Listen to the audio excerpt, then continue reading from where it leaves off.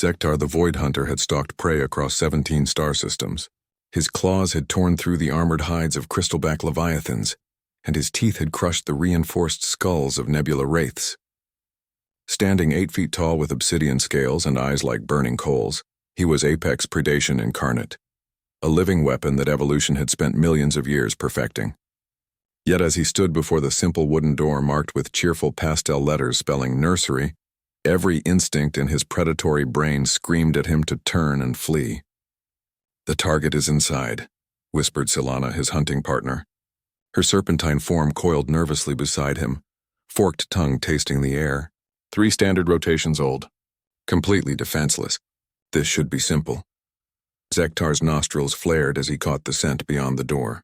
It was unlike anything he'd encountered before. A mixture of innocence and something else. Something that made his ancient predatory lineage recoil in primal terror. The smell was wrong.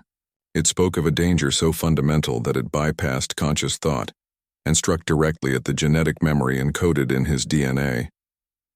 "The Galactic Council was very specific," Silana continued, though her voice carried a tremor. "Eliminate the human offspring before it reaches maturity. Before it becomes—" She couldn't finish the sentence. Before it becomes like them, Zektar thought.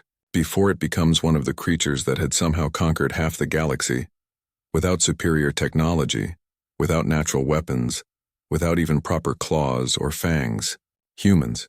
The species that had taken their soft, vulnerable forms and turned them into the most feared force in known space. The door was unlocked. Of course it was. Humans, in their incomprehensible arrogance, didn't even secure their most precious young. Zektar's claw hovered over the handle, muscles tensing for what should have been the easiest kill of his career. Then he heard it. A soft cooing sound drifted through the door, innocent, wordless, the kind of noise any newborn might make. But underneath that sound, Zektar's hyper-evolved senses detected something else. The steady, rhythmic beating of a heart. Not just any heart, but a human heart.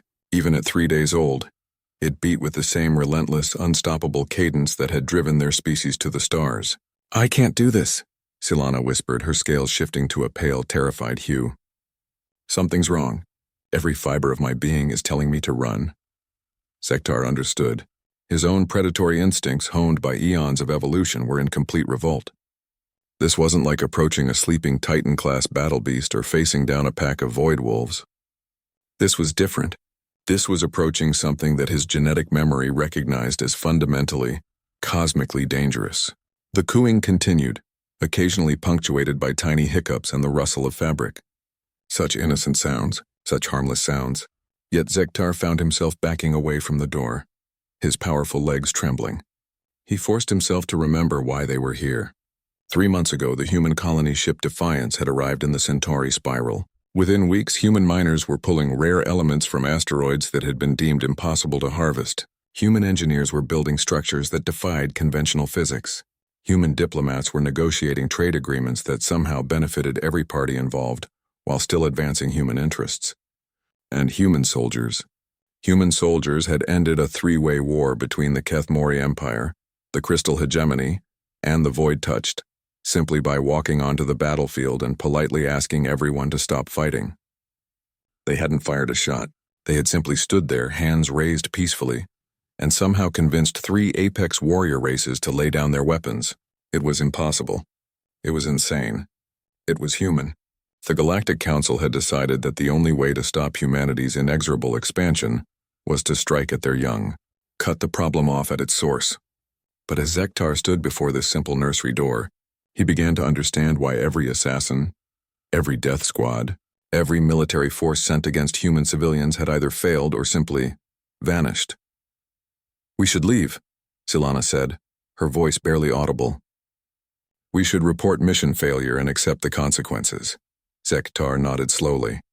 The consequences would be severe: exile, imprisonment, possibly death. But the alternative was worse.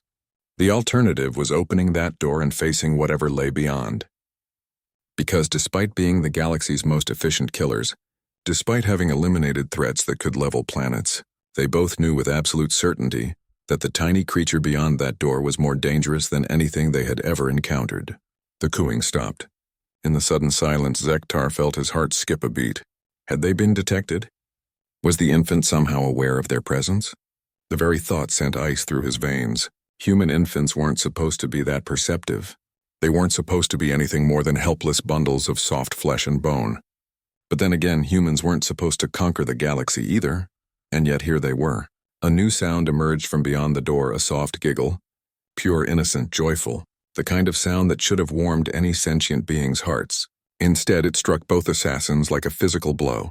Selana actually hissed and recoiled while Zektar found himself stumbling backward.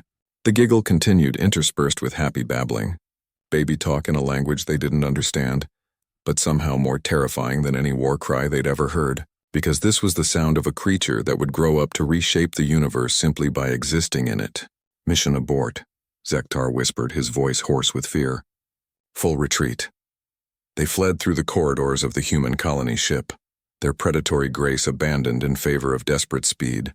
Behind them, the innocent sounds of a human infant continued, following them like a promise of inevitable doom.